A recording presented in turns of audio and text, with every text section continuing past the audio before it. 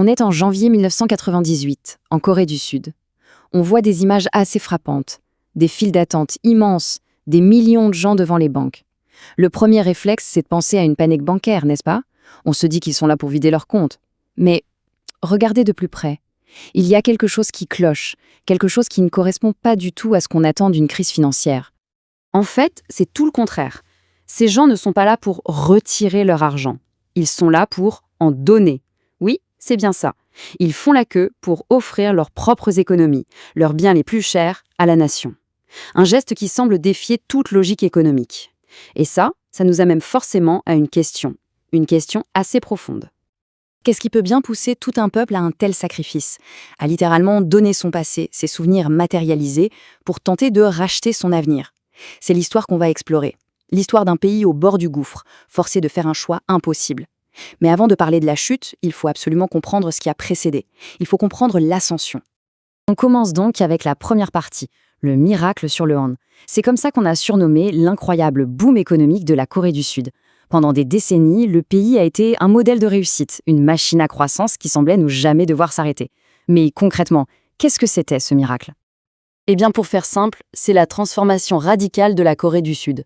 En à peine 30 ans, le pays est passé d'un état de quasi-champ de ruines, dévasté par la guerre, à l'une des plus grandes puissances industrielles du monde. C'est, sans exagérer, l'une des transformations économiques les plus rapides et spectaculaires de l'histoire. Et pour s'en rendre compte, il suffit de regarder un seul chiffre. Ce chiffre, c'est le revenu par habitant.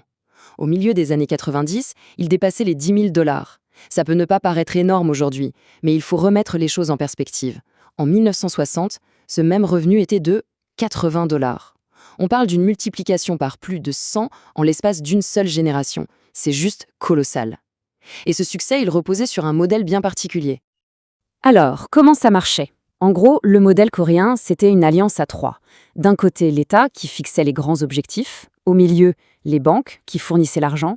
Et de l'autre, les fameux chaebols. Ce sont ces énormes conglomérats familiaux, des noms que tout le monde connaît, comme Samsung ou Hyundai, qui exécutaient le plan. Un trio qui semblait invincible. Sauf qu'il y avait une faille structurelle cachée dans le moteur. Et cette faille, eh bien, c'était la dette. Une dette absolument gigantesque. Pour beaucoup de ces grands groupes, le ratio d'endettement dépassait les 400%. Ça veut dire qu'ils avaient 4 fois plus de dettes que de fonds propres. Leur croissance folle était en fait financée à crédit, toujours plus de crédit. C'était une pyramide de dettes. Une stratégie ultra agressive qui rendait tout le système incroyablement fragile. Il suffisait d'un coup de vent pour que tout s'écroule. Et ce coup de vent, il n'allait pas tarder. On entre dans la deuxième partie, la tempête approche. L'étincelle ne viendra pas de Corée, mais de l'extérieur. Une crise, loin de là, va se propager comme un virus et venir frapper de plein fouet les fondations du miracle coréen.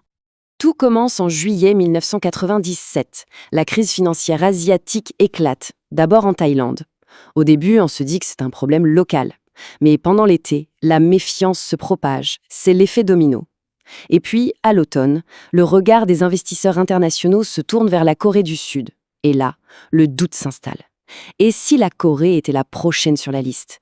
C'est ce doute qui va tout faire basculer. Parce que ce doute, il met en lumière la vraie faille du système dont on parlait. Ce n'était pas juste la dette, mais le type de dette. Une dépendance totale aux capitaux étrangers et surtout à court terme. Pour le dire simplement, c'est comme si toute l'économie du pays tournait grâce à des prêts qui devaient être renouvelés tous les quelques mois.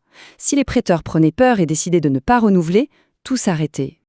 Et le plus fou, c'est qu'on a cette citation, assez incroyable avec le recul, d'une mission du FMI. Quelques semaines à peine avant l'effondrement, ils écrivaient noir sur blanc « La success story du développement sud-coréen ne va pas être perturbée par la tourmente ». Un aveuglement presque total, une confiance inébranlable, juste avant de sauter dans le vide. Forcément, la chute n'en a été que plus violente. On arrive à la troisième partie, au bar du gouffre.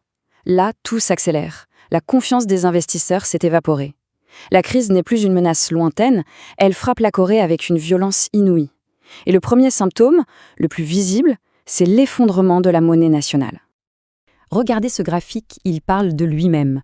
En septembre 97, il fallait 900 won pour acheter $1. 3 mois plus tard, en décembre, il en fallait 1700. La monnaie coréenne a perdu quasiment la moitié de sa valeur en un trimestre. Imaginez ce que ça veut dire pour toutes ces entreprises qui s'étaient endettées en dollars. Du jour au lendemain, leur dette a doublé, c'était tout simplement intenable.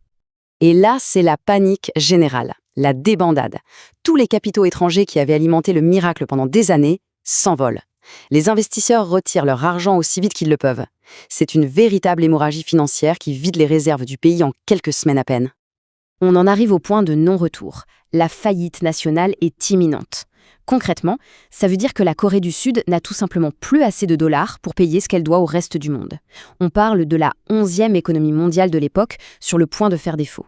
Il ne reste alors plus qu'une seule solution, la dernière, la plus humiliante, demander de l'aide. C'est notre 4e partie, le remède et le sacrifice. Acculée, la Corée se tourne donc vers le Fonds monétaire international, le FMI.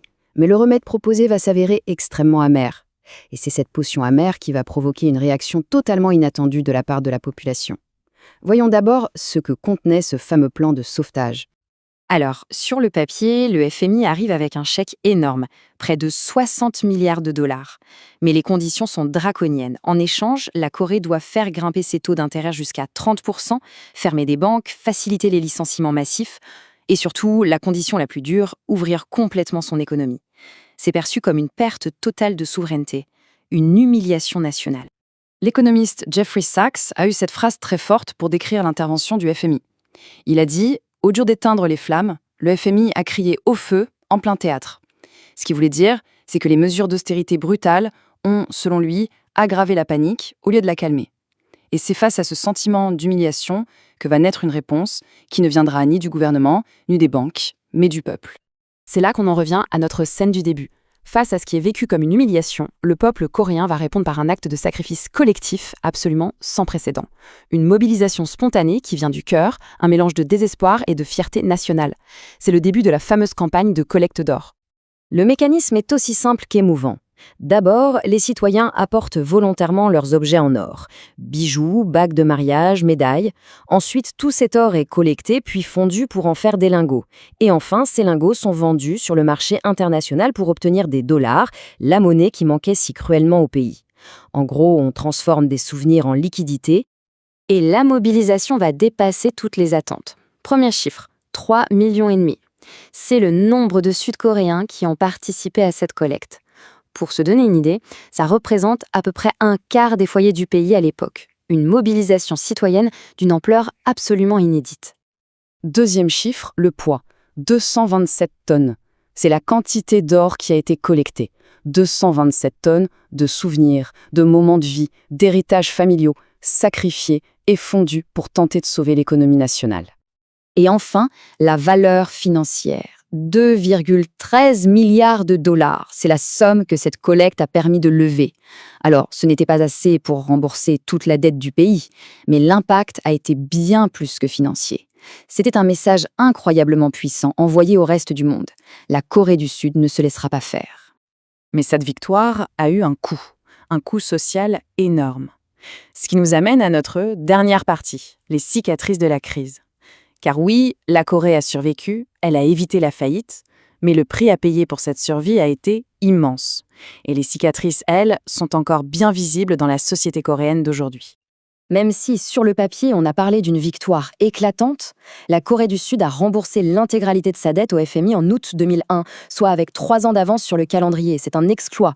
Mais la question qu'il faut se poser, c'est à quel prix ? Car le véritable coût de cette crise, il n'est pas financier, il est social, c'est la fin d'un monde. Ce tableau résume bien la rupture. Avant la crise, le contrat social coréen reposait sur des piliers comme l'emploi à vie et un État protecteur. Après la crise, et sous l'effet des réformes, on est passé à un tout autre modèle. Flexibilité du travail, qui est souvent un euphémisme pour précarité, concurrence accrue et une explosion des inégalités. C'est tout un pacte social qui a été brisé. Et ce coût humain, on le voit très clairement dans les chiffres du chômage. En seulement 2 ans, le taux de chômage a quasiment triplé, passant de 2,6% à 7,6%. Derrière ces pourcentages, il y a des millions de vies brisées, des millions de licenciements. C'était ça, le prix des réformes. Alors au final, qu'est-ce qu'on retient de toute cette histoire ? La première leçon, c'est la leçon classique du marché. Une croissance économique, même spectaculaire, si elle est financée massivement par de la dette à court terme, rend un pays entier extrêmement vulnérable au moindre choc extérieur. C'est un pari qui peut coûter très très cher. Mais il y a une deuxième leçon, peut-être plus subtile. C'est ce que l'on ne voit pas forcément au premier abord. Cet incroyable élan de patriotisme a été, sans aucun doute, une force. Mais il a aussi servi à une autre chose. Il a permis de faire accepter au peuple des réformes sociales extrêmement dures. L'union sacrée contre l'ennemi extérieur a, en quelque sorte, légitimé les sacrifices imposés de l'intérieur. Et ça nous laisse avec une dernière question. Une nation peut-elle vraiment échanger sa sécurité sociale contre sa solvabilité financière ? La Corée du Sud a, d'une certaine manière, fait ce choix en 1997.